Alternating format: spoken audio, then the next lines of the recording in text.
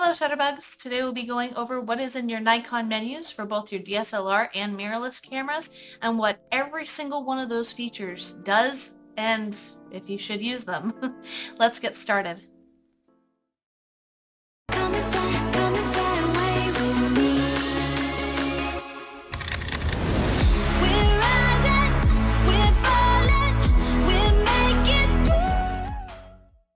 So Shutterbugs, as you can see, I am not in my typical surroundings. That is because there have been a lot of big things that have been happening. So this is usually my husband's space, and believe me, it usually looks a lot cooler than that if you've seen our office walkthrough videos and sample pictures that I did with the, I believe it was the S1, I believe that we did that for, or the S5. I'll have to look back on that. But either way, as you can see, we got some patches on the wall here. In the living room, we have fold-out chairs that you can kind of see in this wide-angle view that my husband has with his webcam. My office has been completely deconstructed because we are moving to Alaska. It is a huge move that has been kind of fast-tracked within a month. And we're moving this time next week. So I know that the last live that I posted saying, hey, getting right back to YouTube, you guys are going to start seeing stuff a lot more steadily, going to start really getting on that. And then it was, again, radio silence for a little bit. And that's because, well, all of this was kind of developing, and it was, husband lost his job, I had to give notice, now that my office is cleared out and we're moving this time next week, I'm going to use his setup to get this video done because I've already primed the video that I'm going over here with you guys with the walkthrough of menus. I just have to really give this audio to it, get it edited, get it posted.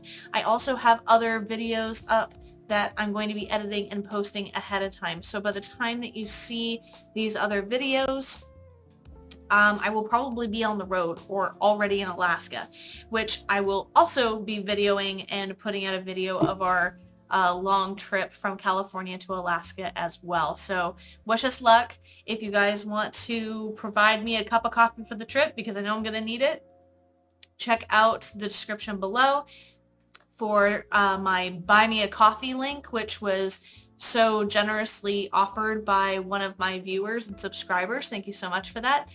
You guys can buy me a coffee while we're on the road, or buy one for my husband, or even for Roxy to keep her awake and energized, keep me awake and energized. But we're really excited for this trip, and hopefully that'll give you guys a whole lot of really cool wildlife and landscape pictures with these future walkthroughs that hopefully I'll still be able to keep doing despite moving out of state.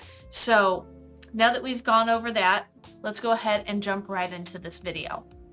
The Nikon menus for the DSLR and the mirrorless are extremely similar, but I'm going to start with the DSLR, and then when we go into the mirrorless, I'll go over just the ones that are different because there are some slight differences in the mirrorless menu than there are in the DSLR menu, but again, they are still very similar. I also want to stress that when it comes to the walkthroughs that I do for these cameras, I do kind of a rush walkthrough of these menus. For some of you, you're like, great, you've just given me what I need and I can get started, which is what it's for. But a lot of you have been irritated that I don't go through the menu in more detail. So while this video is going to more than likely be very long and possibly boring, I apologize for that, but if it gives you the information that you need, then it's done its job. So we'll go through this, we'll go through it in detail, and if you guys have any questions, leave me a comment below. I plan on, once I get settled in Alaska, doing a live going over my comments to hopefully answer all of your questions that I've been missing. So first things first is on the DSLR menu, the very top tab is going to be your playback menu. The first option there that you're seeing is going to be delete. That of course is to delete a selected picture, everything under a specific date, or all of the pictures. Now this is not the same as formatting. That is something to keep in mind. Be sure that when you're ready to clear out your card completely and start over, that you do format, which we will go over later in the menu once we get there. There is also the playback folder, which allows you to multiply select multiple folders to be used. You can rename folders. It's just a different way of organizing while you're in the camera. Let's pause that because it's already on image review. Now this of course is for view only. Hide image. That's going to be in playback mode specifically, of course, as well. If there's a picture that you're like, I'm not convinced I like this picture, I have to look at it on a bigger screen, but you also don't want to see it in your playback mode, you can hide an image specifically in the playback menu, and that is what that is for. Playback display options. Select options you want visible on playback. So this is all very highly customizable. A lot of these you won't find yourself playing with. When you start diving into the menu for these types of things, which is why I try and keep from going over every single menu item, you will go down this rabbit hole and you will be in there for hours. And then you'll go, wow, this camera is way too complicated. So if that's you right now already, first page in, don't get overwhelmed. Not all of these are going to necessarily be every setting that you're going to use. A lot of these are going to be for very specific circumstances, or you're going to arrange it one time and it's good to go. There is copy image or images. You'll be able to copy from one memory card to another. So if you wanted to clear specific pictures out of one memory card and copy it to another to isolate them, you could absolutely do that. For me, I like doing a lot of these playback things on the computer itself, but Nikon has made it so it's an all-in-one system that you could do it in the body if you would like, very similar to their editing tools, which we will get to. Image review displays after photo is taken if you would like that turned on or off. So that just allows the picture to pop up on the screen after it's taken, or if you would rather have to select your playback button to make that happen, is totally preference. There is after delete, show next image, show previous image, continue action depending on if you are moving forward or backward, what you would want to do after you delete one picture, what you would like it to do after that point. There is afterburst, which is display first or display the last shot on a burst when you go back and look at it in playback. You have auto image rotation, which is pretty self-explanatory, on or off. If you would like, when you're taking pictures portrait style, if you want it to auto rotate into that vertical image, or if you want it to stay horizontal, and you can rotate it later. Rotate tall, it basically works alongside of it. So do you want it to just view it upon rotation or actually rotate the image upon saving it? There's also slideshow. So you can do a slideshow from the camera to your TV with an HDMI cable. So when we were doing the walkthrough of these cameras, I display the HDMI port on the side of these cameras. For this one, it's on the left side. That'll allow you to plug it into a television set, select slideshow. It'll actually go through a slideshow of the pictures that you took, which is really neat. You can also select to send to smart device. Again, pretty self-explanatory. You would use the Smart Bridge app in order to select certain images to send to your smart device to share with friends and family, post on social media, whatever you would like to do. From there, you go into the photo shooting menu bank, which is going to be the very next tab that it gets into, just like that. From there, you're going to store a particular combination of settings. And that's all from specific modes that you're on your mode dial. There is extended photo menu banks. That's going to include exposure, flash mode, shutter speed, and aperture. Then you have storage folder, which is where you actually can rename your folders, helping you with organization. You have file naming, which is going to be the default is DSC. So if you're just taking pictures and you go and save your pictures, you'll notice that every picture starts with DSC when it comes to Nikon.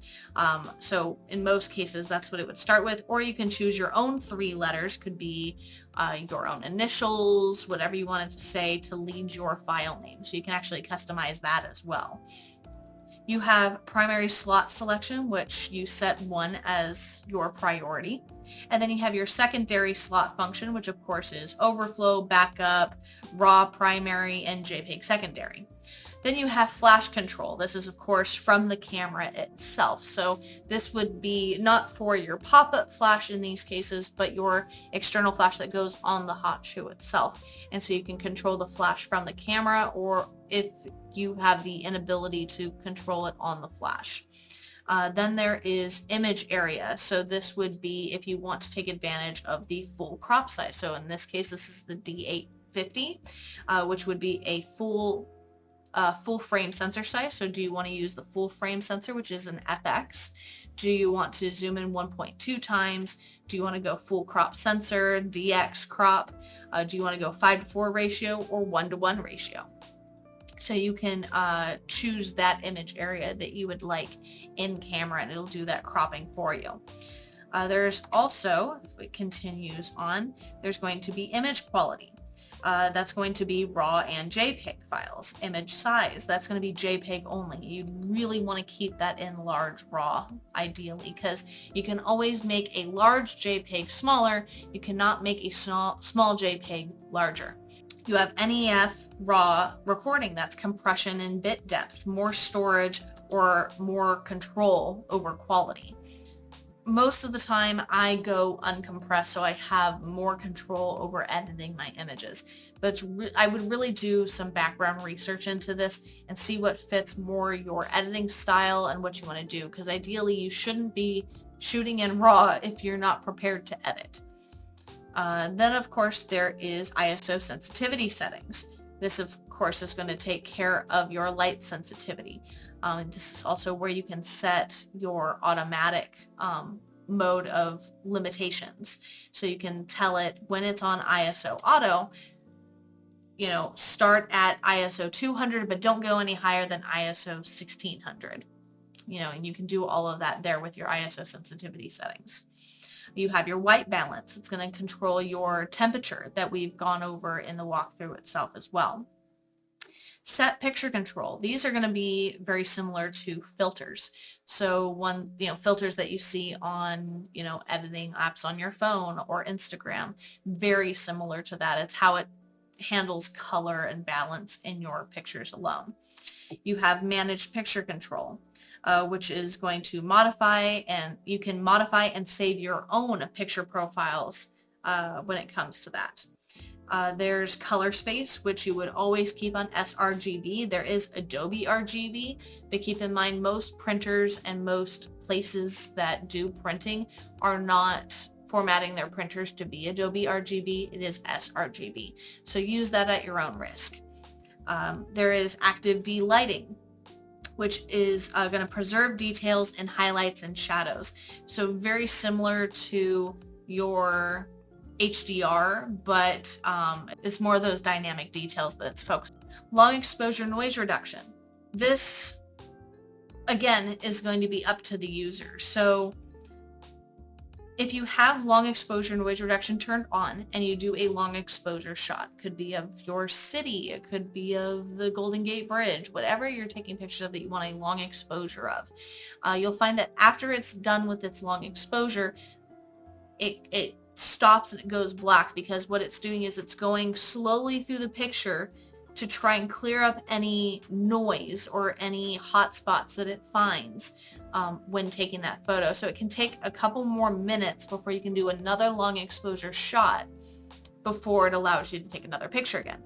So I personally like to have that off because when I go into editing, I can adjust the noise reduction on my own rather than it being done in camera, and it allows me to take pictures faster without it having to go through a whole other process. So again, that's going to be up to the photographer themselves. You have high ISO noise reduction. Very similar to the long exposure noise reduction. It's, going to depend if you are feeling that you need to use high ISOs. Maybe you don't have a tripod. Maybe you see Elvis in a restaurant and you just need that picture. Whatever it is, that's also there, and it'll take a few minutes for it to go through, pick out the noise and the hot spots. You have your vignette control as well. Now this helps reverse a natural vignette from lenses and lenses that have hoods, that you naturally get these darker edges on the sides. So it will reverse that in taking pictures once you have that on. There's auto distortion control. This, of course, is to control or correct any distortion that it sees from, for example, taking a picture of a skyscraper, how it tends to bend, or you get too close to somebody and all of a sudden the side of their face bubbles because that's the way that the glass is. So what it does is it helps avoid that distortion by having that on. Then you have flicker reduction. This reduces negative effects caused by fluorescent lighting. Fortunately, we're dealing more and more with LED lighting, so less on fluorescent lighting, but there's still a frequency that LEDs perform on. So you can still get a flicker or pulsing, so this could help with that as well. There's auto bracketing set.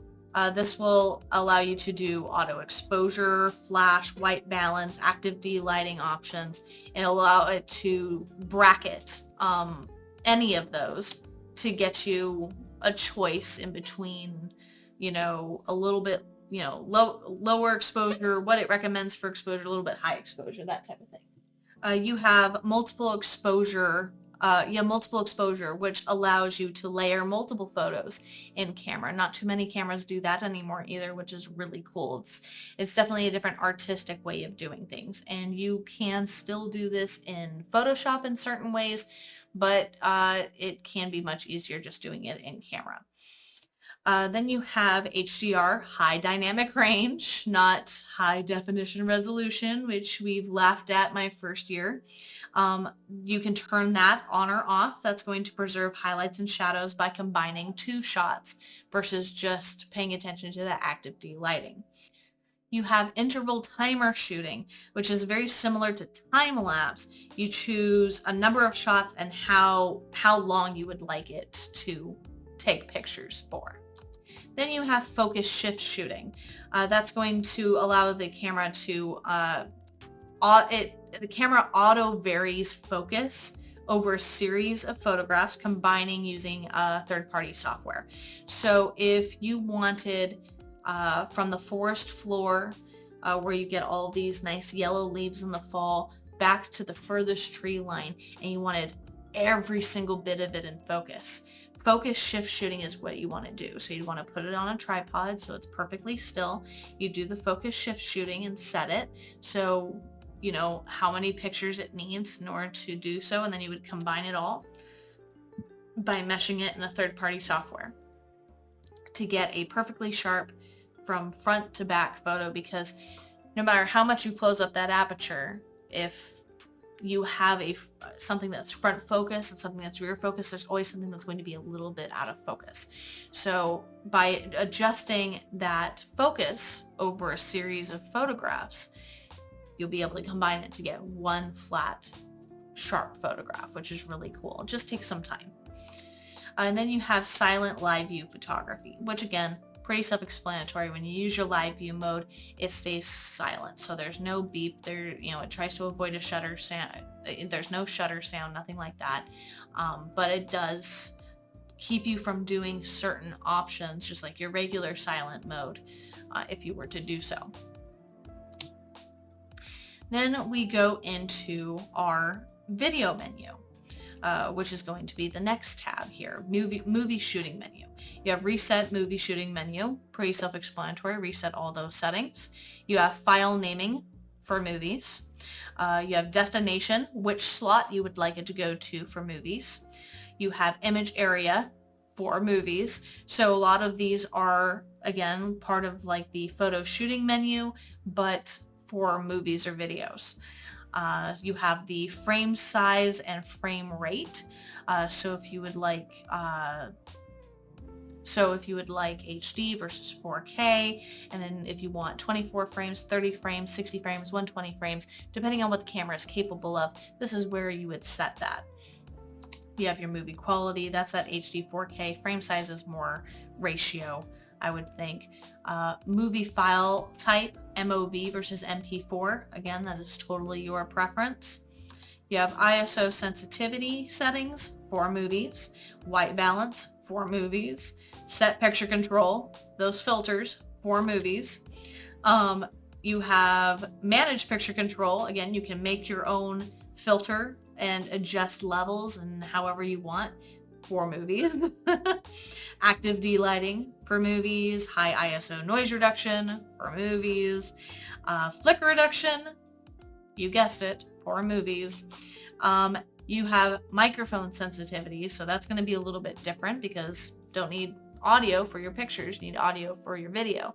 So this, if you're going to use your camera for video, I would definitely visit your microphone sensitivity because it's usually set very high.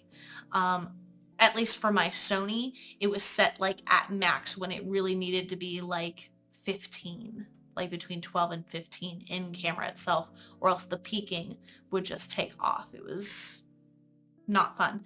So you may need to test your microphone sensitivity in your camera because it'll probably be maxed out. There is the attenuator, which I assume that's how you pronounce it. That's going to be assistance in gain for loud environments. So it's going to listen for, you know, those loud background noises and try and assist with muting those or throwing them in the background when you're talking to the camera. So say I'm trying to make a video on an overpass of a freeway, it's going to try and focus on my voice over the cars on the freeway if I have that turned on. We have frequency response. This gives you a wide range for surroundings, vocal range for human voices, that type of thing. You have wind noise reduction, pretty self-explanatory. It helps reduce any wind noise going on. Now, again, these built-in settings are not a solve-all. You know, though they're not absolutely perfect, but they are something to play with and know that they do exist in camera.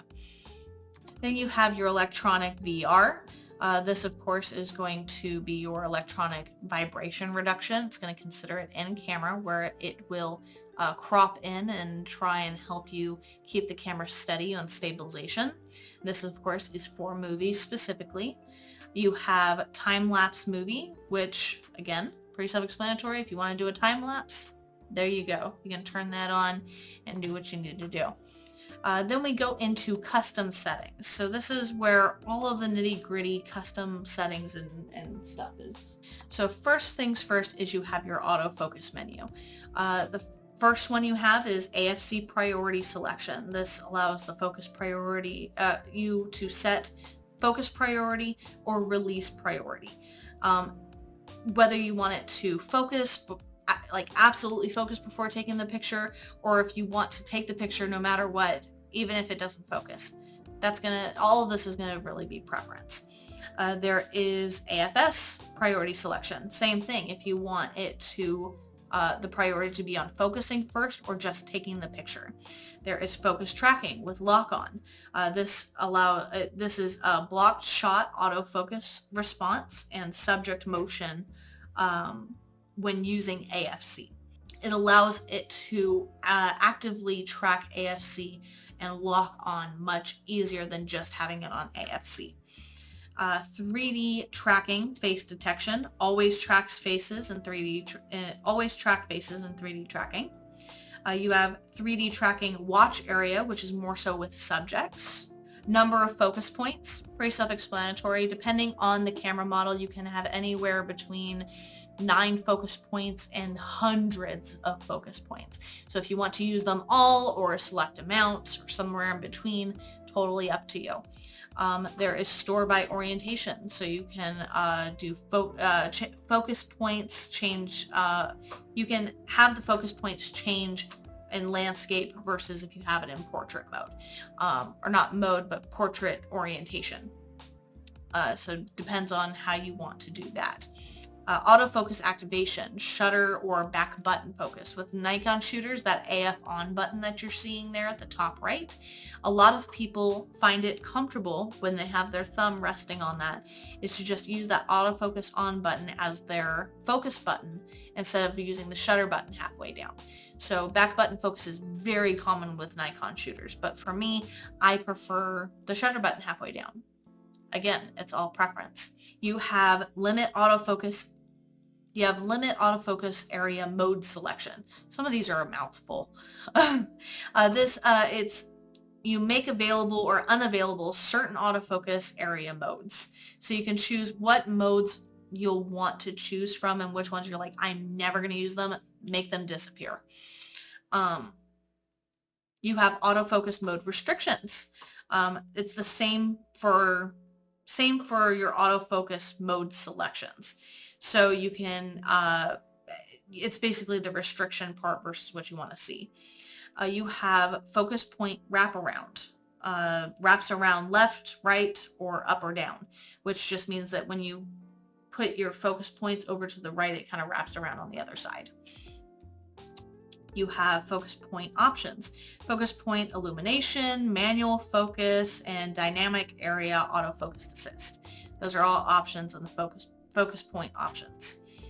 You have manual focus ring assist in autofocus mode for selected lenses, and it allows to manually focus even in the autofocus mode. Then we have your metering and exposure. So we have your ISO sensitivity step value. I know I'm going a little ahead on this. This is just as more of a visual for you guys. Your ISO sensitivity step value is usually in thirds. I wouldn't change that, but again, preference. It gives you the opportunity to change that and customize it if you would like. But a third of a step is the typical step in all cameras. You have EV steps for exposure control. Again, if you want it in thirds, or if you want whole steps in exposure value. Exposure / flash compensation. This is going to be, again, your step value in your flash compensation. You have your easy exposure compensation. This is used if you need to use the plus/minus exposure button to adjust your exposure. Then it goes into matrix metering, your settings. So this will allow you to choose how you want your camera to meter. If you want it to be matrix metering, if you want to be center weighted area, or if you want to fine tune your optimal exposure, which you can set matrix, center, or spot for your plus minus exposure settings. So it really just depends on where you want the light taken from for the camera. Then we go into your timers and AE lock. You have your shutter release button, your auto exposure lock, if you would like it to be controlled by your shutter release, your standby timer, which holds settings for X amount of time. You have self timer. You can set a self timer up if maybe you don't have a remote control, or if you're wanting to be in a group picture and maybe you don't want to use a remote, something like that. You can set a self timer in order for a delayed response. You have monitor off delay, which is going to be a no action timeout. So it'll allow you to kind of turn everything down to save some battery, which is still possible in the DSLR world. Mirrorless world, they drain the battery quite a bit. So that may or may not be available in the mirrorless world, and we'll go over that. Then you have shooting and display for your settings there. That's going to be your CL mode shooting speed. That's going to be your continuous low. If you take a look at the dial there on the upper left where it's highlighted, where the little mark is pointed at S, that's going to be your single shooting mode. Then the next one is CL that you can actually see peeking out there. That's your continuous low mode, so you can tell it how fast or how many frames you want it to capture per second in the continuous low mode. You have the option for that. Then there is going to be max continuous release, which you can choose between 1 and 200 when you're just using those continuous modes. What do you want it to max out at? Like, what do you want it to stop at if you're just holding that button down? 200 is going to be the highest. So once it reaches 200 pictures when you're continually shooting, if your memory card can handle that much, when it comes to speed, it'll just cut it off at 200. Then you have ISO display. This is the panel on top of the camera, or the number of exposures left. So if you would like it to display the ISO or how many pictures you have left up on top. Then you have the sync release mode options. The sync shutter, this syncs shutters on remote cameras with the master camera. So you can actually use, like, I'm actually not exactly sure how this works because I've never seen it done myself, but supposedly you can sync shutters on other cameras by using this as a master camera, so that it all takes pictures at once, or this triggers other cameras, which is really interesting. I'd love to see how that works myself. Then you have exposure delay mode. This raises the mirror for 0.2 to 3 seconds to help avoid blurry photos. Again, something that's definitely very different and something I've only seen in the Nikon cameras. So that's different as well. I'd love to see how those results pan out. Then you have electronic front curtain shutter. You can use this for quiet mode, quiet continuous mode, mirror up modes to help avoid blurry photos. So that would be an interesting thing to play with as well. You have your file number sequence. You can do this as continuous. You can do this as it resets to 0001 every time you put a new card in. Personally, I think this is setting yourself up for a disaster. Because at least for me, when I go and put my pictures in and I want to search up like a specific number, or I happen to maybe use 2 cards on the same job and then I put them in the computer and I put them into the same file, all of a sudden you have duplicates and it messes up your timeline. So totally up to you if you want to reset to 0001 every time you put a new card in. But for me, I like to have continuous numbers going until it'll eventually max out at 9999 and start over again on its own. Peaking highlight color. This, I believe on this camera, it's red, yellow, and white.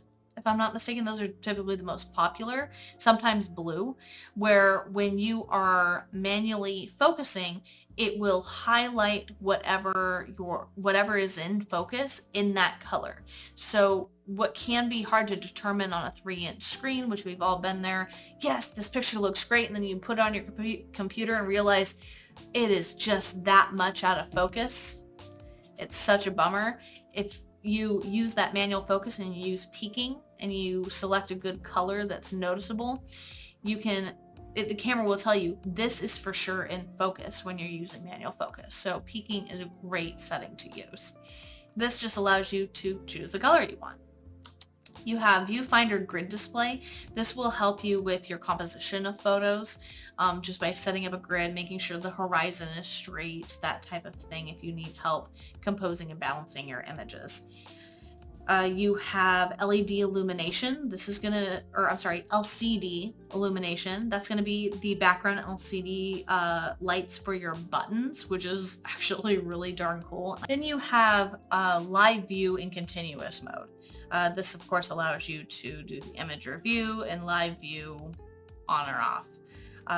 And this is specifically for your continuous modes, your continuous shooting, if you would like to do that. There is also a setting that does come up in certain settings called optical VR.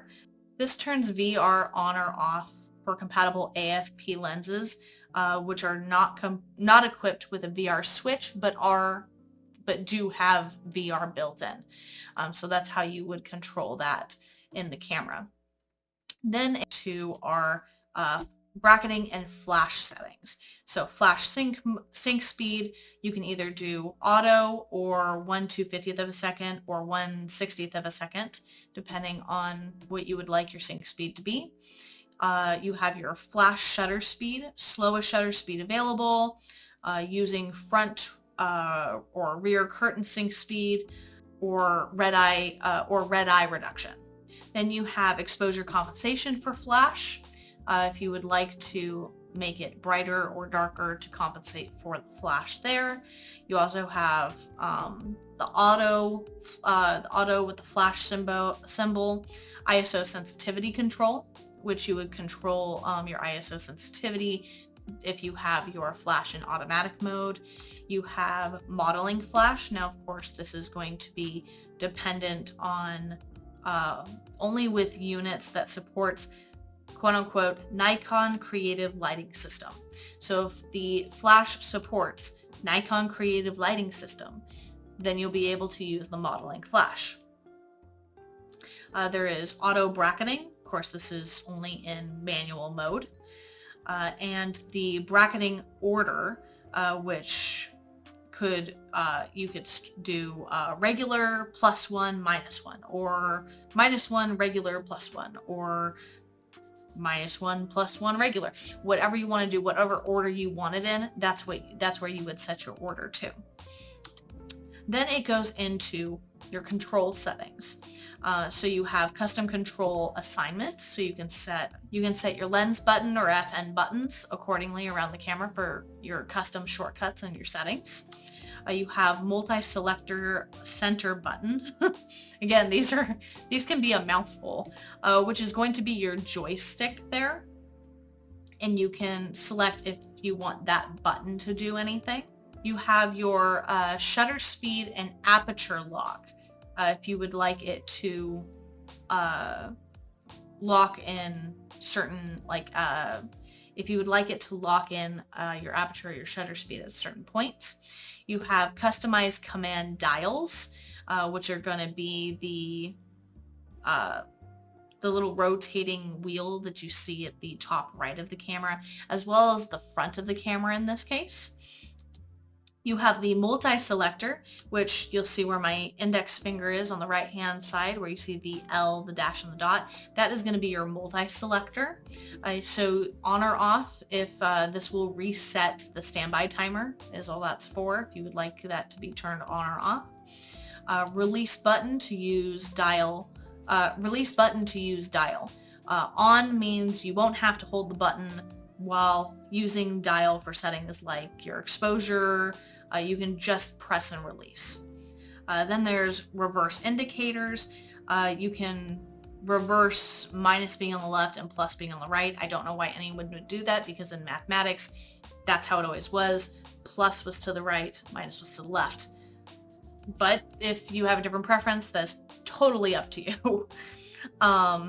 There is live view button option. So if you would like to enable versus disable the live view, make that a possibility, or just turn live view off forever until you go in and change this again. There is the little light bulb switch. This is just the control panel and button lights, or also your info display. So if you are taking pictures of like the Milky Way, you don't want any light pollution coming from anywhere to impact how your image comes out, this is where you would go for that, to control those lights coming on and what that little light bulb button does on the top. There's also the assign MBD18 buttons. Now that is going to be for this camera, the grip that goes to this camera. If your camera has an assigned grip from Nikon that has its own buttons, this is where you would customize what you want those buttons to do. So then it goes into your custom movie settings. You'll have custom control assignment for movies, you guessed it, as well as highlight brightness, where you can choose the brightness needed to trigger the highlight display. So if it's like too highlighted, it'll start blinking at you, that type of thing. Then it goes into our next tab, which is the wrench tab, otherwise known as the setup menu. At least it should be. Come on, Heather, hurry it up. Here we go, setup menu. Your first thing there is format memory card. I go over this in a lot of details on our walkthrough, so I won't spend too much time on it now, but formatting your memory card will erase all of your images permanently, and it'll refresh and restart the card to brand new, so you have little to no issues moving forward. You can change the language on this page, which is self-explanatory. If you speak a different language and you have a hard time understanding English, which would be very difficult to understand my video, so I appreciate you watching, this is where you would change your language. You have time and zone date to change your time zone and date. What do you know about that? Monitor brightness, if you would like the monitor itself to be brighter. You can also use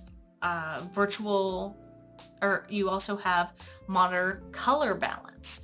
I don't know if I would entirely mess with this, but that's just me. You also have virtual horizon. This is your level to let you know that your camera is straight across, that it is actually level. You have your information display. This is going to be like if you would like it to be light on dark, like how it is now, where you have white font and a black background, or you can go vice versa, do black writing on a white background. You have autofocus fine tune, which is not recommended, but as it can interfere with normal focus. So I wouldn't recommend that. Again, this is going to be for somebody very specific that is maybe recommended to do that from a Nikon rep for a specific job. But other than that, I wouldn't mess with autofocus fine tune as it can mess with your normal focus functions. You have non-CPU lens data. This will be able to save a lens number, focal length, and max aperture. If you're using a older Nikon lens, for example, you can set it to remember certain lenses for certain focal length and max aperture, so it can accurately take good pictures. You have clean image sensor, which is going to automatically basically go in and vibrate the sensor to knock off any dust. It's not going to like physically clean it. If you're seeing black spots on your images that don't seem to move, especially if you're shooting up at the sky and you can see them, you would probably need to have your sensor cleaned professionally rather than just doing clean image sensor, which is what the lock mirror up for cleaning is for. You have image dust off reference photo. This acquires reference data for the image dust off option when using NX Studio for dust on sensor. So if you're using Nikon's editing tools, it'll help you automatically delete dust from the sensor on pictures that you've taken. So maybe you're on a trip overseas, you don't have a place that you can take your camera to get the sensor cleaned, but you have a bunch of pictures and it has this dust spot on it, that could potentially be a huge help.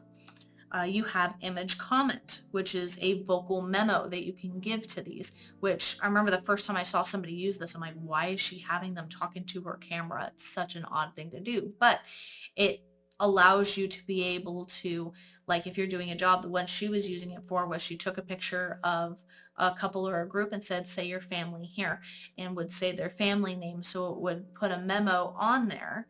She wouldn't have to write it down or anything like that. It was attached to the image digitally, and she could listen back later, oh, that's the Santos family, perfect, and she would be able to organize that properly, which is actually kind of, it's different, but it's neat.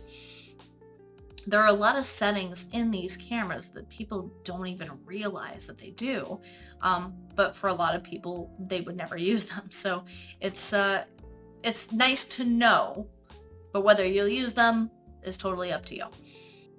There is copyright information. You can enter an artist's name, copyright holder, and whether or not to attach it to the images. There are beep options, so you can set a certain tone of beep if you want the beep on or off. There is touch controls if the camera does have touchscreen ability, if you want those turned on or off. There's HDMI and how you would want, if you want it to automatically detect that you have an HDMI cable in and what you would like it to do with that. You have location data, which is downloaded from your smart device or another external GPS option. Some of the older cameras have older GPS attachments that you could put on to actually attach a location to your images. You have wireless remote WR options. So if you would like to hook up a wireless remote, this is where you would go, as well as assign your wireless remote to an FN button if you would like. You have airplane mode, which in mirrorless cameras, I know it helps save the battery. This just helps shut down any potential way of it reaching out wirelessly on an airplane, that type of thing. Again, preference. You have connect to smart device, which is typically automatic. You would have it connect automatically. You can have it send new pictures directly to your phone at all times. It does use battery life. Personally, I like being able to pick and choose what pictures get transferred to my phone, but that's just me. You have Wi-Fi, if you would like to adjust any of the Wi-Fi settings, as well as Bluetooth or network for using optional wireless transfer to a computer itself. You have Wi-Fi upload as an option with some of these cameras, which was before there was wireless built into a lot of these cameras. You had to use an Wi-Fi SD card to give it Wi-Fi ability. You won't find them on newer cameras. There's conformity marking, which allows you to see logos indicating the camera conforms with certain camera industry standards. You have the MB-D18, that's going to be the grip for this camera. Once again, the battery type, because with this specific camera, the D850, you could also use AA batteries if you were in a pinch with that grip, which again, it's kind of neat. If you didn't have a way to recharge your batteries and you just had to go and grab some AA's, hey, it works. You have your battery order, battery in camera or grip first, because with this camera you can have a battery inside the camera and then the two batteries in the grips. So whether or not you would want to use the one in the camera first and one in the grips first. Then you have battery info, the charge, the number of shots, the battery age, which is really cool, as well as slot empty release lock. So if you don't have a memory card inside the camera, whether or not you would want it to still like actively take a picture or not, despite it not being saved anywhere, totally up to you. You have save load settings, which allows you to save camera settings to your memory cards. Again, totally unique thing. Didn't know Nikon did this for a while. And like, that's a cool concept, especially if you're moving from one camera to another, as long as it accepts these settings, then you've got your settings set. You have reset all settings. Again, self-explanatory. If your camera's acting funny, maybe you're messing around with some of these settings as I'm walking you through them, and now the camera's doing something, you have no idea how to change it back. Resetting all settings to its factory settings will more than likely get your camera working and functioning regularly again. You have your firmware version, so if you want to check to see if there's a firmware update, yes, your cameras are basically computers, just like your phones and your computers and your watches and all these things these days that do, software firmware upgrades.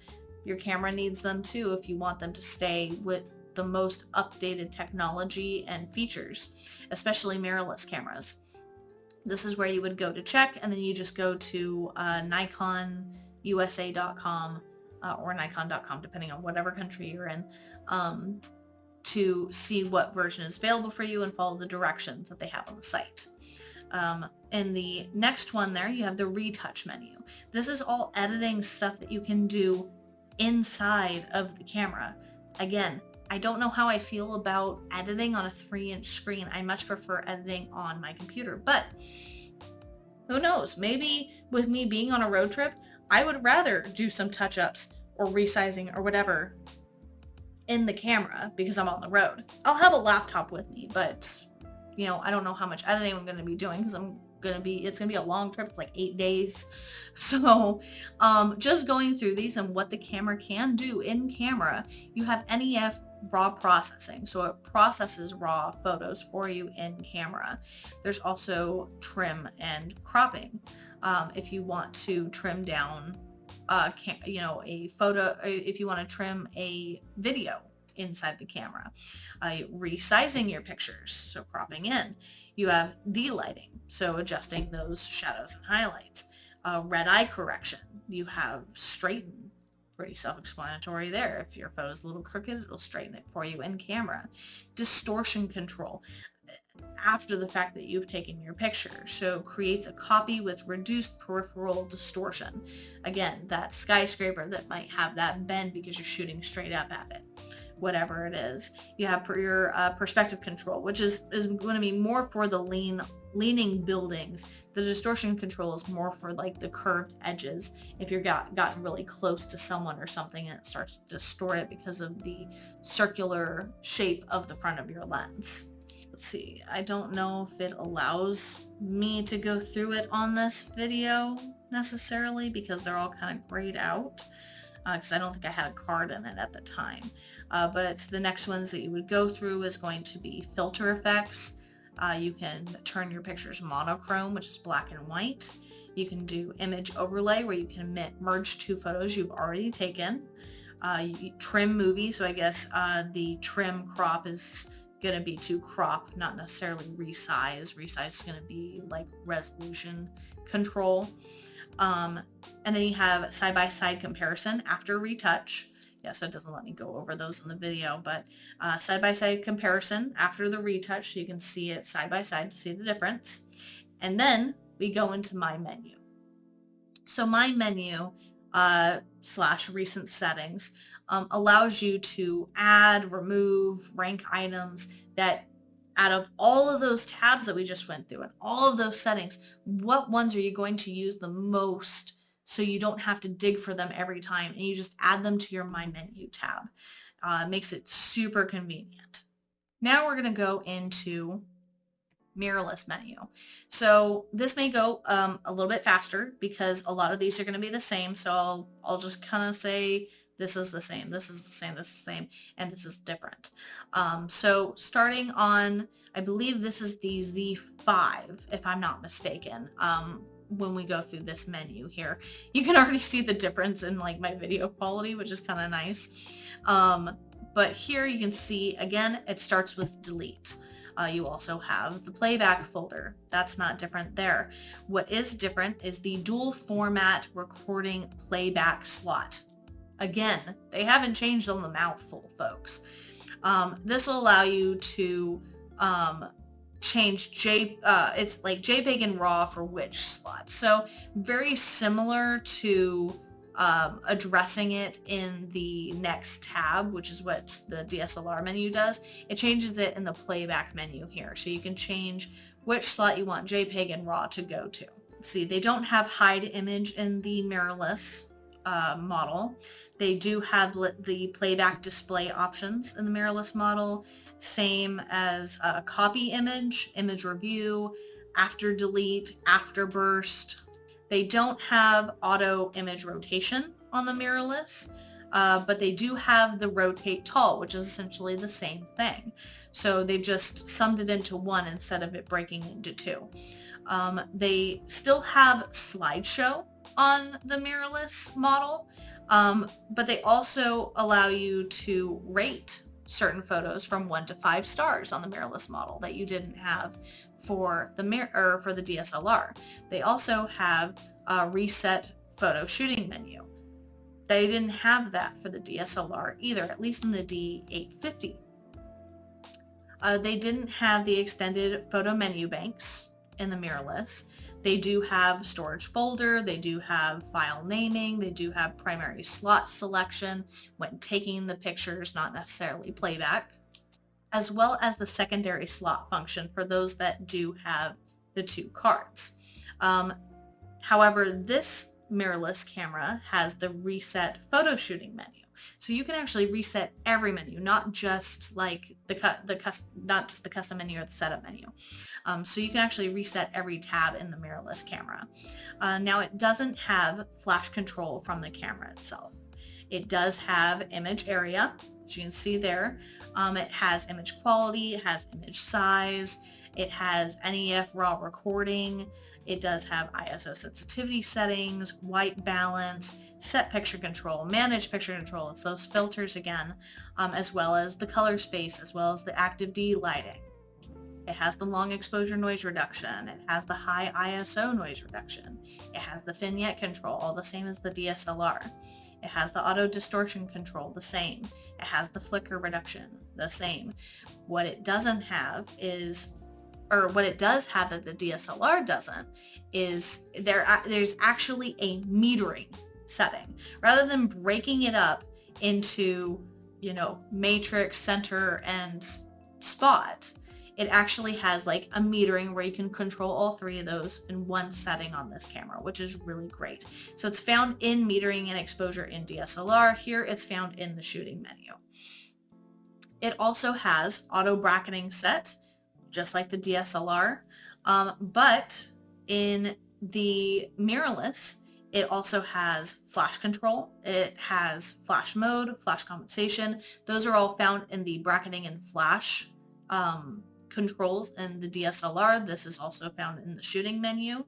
You have focus mode and autofocus area, which are found in the autofocus menu in the DSLR. So they've really kind of compacted a lot more into the shooting menu itself instead of breaking it up into the other tab, the little pencil. It also has multiple exposure. Pause that for a minute. Has multiple exposure just like the DSLR. Here it actually has vibration reduction in the camera, because most mirrorless cameras now have in-body stabilization, which DSLRs did not. While it may have had electronic, these have actual stabilization, so that is really cool. So you can turn on or off the vibration reduction for the camera body itself or for the camera completely in the settings as well. It still has the HDR high dynamic range settings. It still has the interval timer shooting. It still has focus shift shooting. It still has silent live view photography. And then it goes into the movie shooting menu, which again is all going to be the same stuff. You have the reset movie shooting menu at the top of this one, just like you did with the photo shooting menu. You have the file naming, the destination, the image area, the frame size, the movie quality, the movie file type, the ISO sensitivity settings, the white balance, the set picture control, manage picture control. All of those are going to be the same as the DSLR. You have the active D lighting, you have the high ISO noise reduction, the flicker reduction, the microphone sensitivity, the attenuator. Again, all the same from the DSLR. Now, the difference is here is on the video mode, they also added the vignette control, which again is that natural shading around the corners of the lens, or the photo from the lens or from the hood around the lens. They also added the diffraction compensation, which is loss of sharpness for a low f-stop. So they added that as well to the settings there as well. They kept the frequency response from the DSLR, but they added auto distortion control. They added metering for movies. They added focus mode for movies. They added autofocus area mode for movies. So they added all of these extra specific features rather than just summing them up in photo and them carrying over to movie. You could totally be different on those planes. They kept the wind noise reduction, but they added headphone volume because most of the mirrorless cameras over the DSLRs have headphone ability. Not all the DSLRs have the headphone ability. Not even all the mirrorless ones have headphone ability, but when they do, you have the headphone volume. They have the electronic vibration reduction, except it's just vibration reduction now because it has in-body stabilization. They kept the time-lapse movie, but they added time code. So you can choose hour, minute, second, and frame number display when it came to the time code. They kept the autofocus menu here as well for the custom settings. So everything under the autofocus menu, as we're about to see, is also going to be the same as the DSLR. The AFC priority selection, the AFS priority selection, the photo focus tracking with lock-on. They got rid of the 3D tracking face detection. They got rid of the 3D tracking watch area, but they added instead of number of focus points, it's now focus points used. So they changed the wording on that. They kept the store by orientation. They kept the autofocus activation, the limit autofocus area mode selection. They nixed the autofocus mode restrictions. They summed that into the limit autofocus area mode selection. They kept the focus point wraparound. They kept the focus point options, but they added low light autofocus, and they added built-in autofocus assist illumination, because on even some of the DSLRs, but more so the mirrorless, they have a little LED light on the front of the camera that will shine out to help it assist focusing in low light conditions if there is a lack of light, if there's a lack of detail of what it's pointed at, and that'll help it focus, and you can turn that on or off. They kept the manual focus ring in autofocus mode settings, as well as going into the metering and exposure modes, or settings, I should say. So they nixed the ISO sensitivity step value, but they kept the EV steps for exposure control. They nixed the exposure flash compensation value, but they kept easy exposure compensation. They nixed matrix metering, because again, they summed it all into metering in your focus or your photo shooting menu. But they kept adjusting your center weighted area and your fine-tune optimal exposure in there. They also kept the menu for timers and auto exposure lock. Realize I'm talking a little bit fast, but I tend to go through this fast on the video. They kept the shutter release auto exposure lock. They kept the they nixed the standby timer. They kept the self timer, and instead of power off delay, let's see, I'm on that page. Instead of monitor off delay, they have it labeled as power off delay. So they've changed the wording on that a little bit. They still have the shooting and display menu.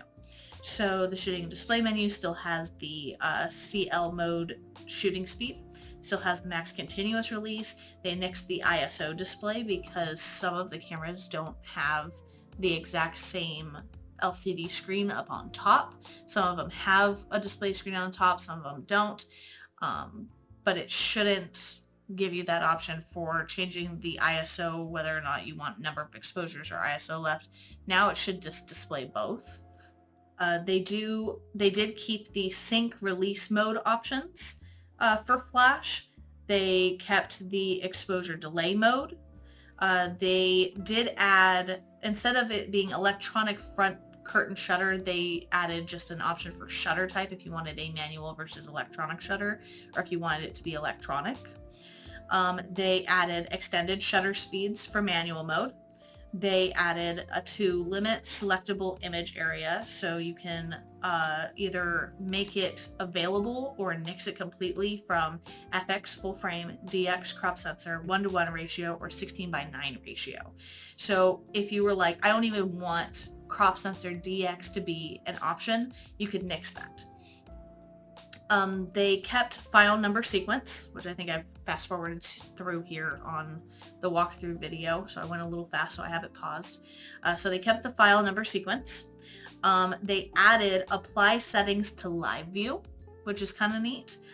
It allows it to be accurate, and what you see is what you get, which is the whole point on mirrorless, is to be more visual, that what you see on the screen or through the viewfinder is how the picture is going to come out, which is nice.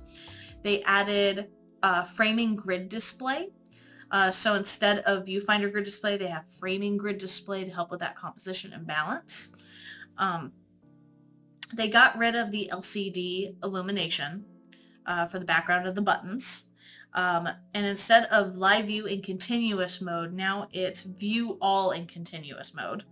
So different wording, but similar settings. They also, instead of having peaking highlight color, they now have focus peaking, where all of those settings on or off and the colors that you can choose is going to be in there instead. They did nix the optical vibration reduction, which was made for the compatible AFP lenses, blah, blah, blah, blah, blah. But we're going Z now, so, you know, they nixed that out of the system. They did keep the bracketing and flash controls, which I quickly went through on this video. But they kept the flash sync speed controls, they kept the flash shutter speed, they kept the exposure compensation for flash, essentially all of the settings that we went through with the DSLR, they kept all of those. And they didn't add anything extra. In the controls, which we're seeing now, they added customize eye menu, which is the italic eye button that you're seeing right above my thumb there. That's now going to be your quick menu in the mirrorless line, which gives you quick access to changing specific settings like metering or focusing or ISO or any of those things that you might want to change on a regular basis quickly without having to go into the actual menu, which I love about the mirrorless systems in any brand. So you can actually customize that through the controls menu, which is really cool. They got rid of the custom control assignment. That's, you know, similar. But they've instead changed it to just custom controls. So aside from your quick menu, you can do your custom controls for any other like function buttons that are laid out on the camera. The OK button, you can actually program the OK button in your multi-selector there to be programmed to do something as well. They did get rid of the multi-select, so instead of it being the multi-select or center button, it's just OK button, which as you can see on the screen here is changing whatever that does, if it does anything at all. They kept the shutter speed and aperture lock. They kept the customized command dials. They got rid of the multi-selector on-off option. They kept the release button to use dial. They kept the reverse indicators, but they also added reverse ring for focus. So if you wanted to turn the focuser ring one way instead of the other to focus, because say you're a Canon photographer that just went to Nikon cameras are built to move the lens the opposite way than the Canon shooters will. So if that's something that you're more used to and you want to change the indicators of how it focuses to turning it the opposite direction, you could do that from this menu as well. They got rid of the live view button options because mirrorless is all live view. They got rid of the light bulb switch because there is no light bulb switch.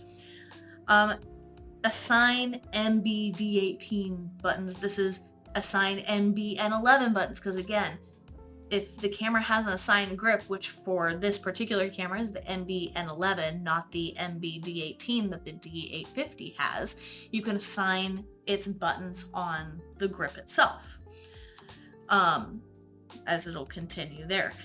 It does go into more movie modes, so it also gives you the customize quick menu for when you're in the movie mode, which you'll see with the mirrorless cameras, where you see the DISP button on the top. It has a little switch there going from camera to video camera. So that's how you would switch into movie mode, which you can then tell the quick menu to give you a different set of options to change for when you're in that mode ready to do video. It kept the custom control assignment, but just labels it custom controls, as you can see here. The highlight brightness is now just highlight display. And then of course you can program the OK button as well, just like you could in the photo mode. So then we go into the same setup menu. So again, they keep the same. They keep the same format memory card, except now they add save user settings. and reset user settings. This is of course because the mirrorless camera, some of them, have the U options on the mode dial now. So this will allow you to save certain settings to those specific parts on the dial so you can revisit them later or you can reset them. So that's where you would do that here. They kept language, they kept time zone and date, they kept monitor brightness, but they added viewfinder brightness. They kept monitor color balance, but they also added viewfinder color balance. They got rid of the virtual horizon level, but you can still get to that by using the display button when on your live view mode, just taking pictures.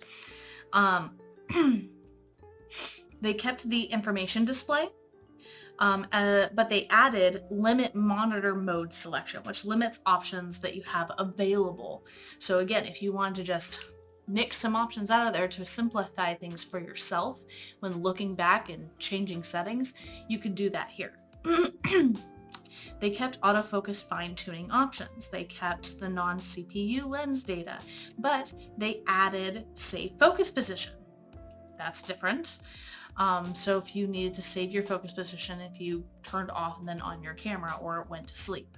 They kept the clean image sensor, but they got rid of the lock mirror up for cleaning because this is a mirrorless camera, no mirror to lock up there. They kept the image dust off reference photo option on here, but they added pixel mapping, which corrects image sensor when blown pixels appear. So very similar to clearing dust off, it'll clear off blown pixels, which is really cool. They kept the image comment feature, they kept the copyright information feature. They kept the beep options, the touch controls, the HDMI. They kept the location data. They kept the wireless remote WR open options, as well as assign remote WR-FN button. They kept the airplane mode. They kept connect to smart device, which makes sense. But they nixed the Wi-Fi Bluetooth separation. Instead, they added connect to PC and wireless transmitter, which is different. They nixed the network, so now they just have connect to PC. They got rid of the iFi upload. iFi has been gone a long time, so there's no more iFi upload on there. They kept the conformity marking, but they nixed the MBD18, or in this case the other battery grip. They nixed the battery type because they no longer have the ability to run on AA batteries. The power needed to power these cameras is just too much, and it's not reasonable for how many AA batteries you would have to go through, which is why rechargeable batteries have become so much better than when DSLRs were really the only option. And of course, there's no option for battery order either. They kept battery info, but they also added USB power delivery because you can now charge the battery inside the camera when you couldn't with the DSLR, as well as adding an energy saving photo mode. So they added that as well. They kept the slot empty release lock, and instead of the save load settings, they added the save load menu settings. So a little bit different there. They kept reset all settings. They kept the firmware version. Going into the retouching tab, they kept all of those the same as well. So they kept the NEF raw processing. They kept the trim and crop. They kept the resizing. They kept the delighting. They kept the red eye correction. They kept the straighten. They kept the distortion control. They kept the perspective control, but they nixed the filter effects.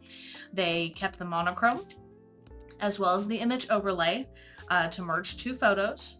They kept the trim movie, but they got rid of the side-by-side comparison after retouch. And then we go into the My Menu, which of course is the same. Add items, remove items, rank items. You add the items from these tabs that you think that you're going to use on a regular basis. That way you can find them one tab, one place, easy to find, fully customizable, and we're done. That is a lot to go through. My goodness. So these cool effects are done by my husband, naturally, for his gaming that he likes to get into, just him and his friends. So I'm working on creating some fun stuff on OBS myself eventually when I get my new office in Alaska, and go ahead and get to work on these. But naturally, I plan on moving forward and going over the menu items in Canon and Sony and Panasonic and Olympus as well as Fuji in the future. So keep an eye out for those if you watch this preemptively, just wanting more information. But I also wanted to do a shout out to you guys. Thank you so much for your patience and your support in this last year. With everything that I've gone through, with the progression that we've still made, and the hiatus that I went through, and then the continued hiatus when I said I was off hiatus, because this move came up and about and threw us all for a whirl. But you know what? We are ready for the adventure. We are so excited. If you guys have recommendations as we go through Oregon and Washington into Canada, for places to stop for food, for must-stop spots for photography, let me know. I'd love to hear those from you guys as we hit the road and we go on an adventure, and and I'll get to share all that with you guys too. And I'm also going to start planning some new big things for the channel of offering private one-on-one sessions.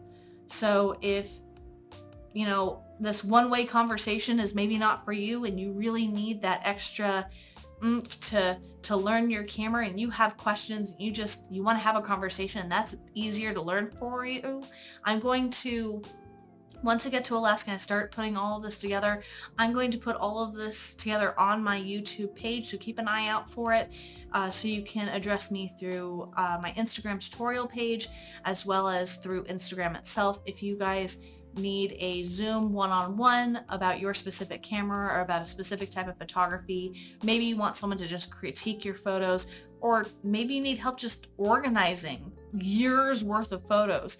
I helped bring people's desktops back from beyond in this pile of documents that are set on there. I'm talking to all of you Apple computer users. I don't know if you know, but your background's supposed to be blue. So if you guys have any questions, please let me know. Prayers and support and good vibes sent my way for these travels coming in this next week are highly appreciated. And I will see you next time, Shutterbugs. Keep the inspiration alive. Keep your eye out there for that inspiration. And we'll see you next time. Bye.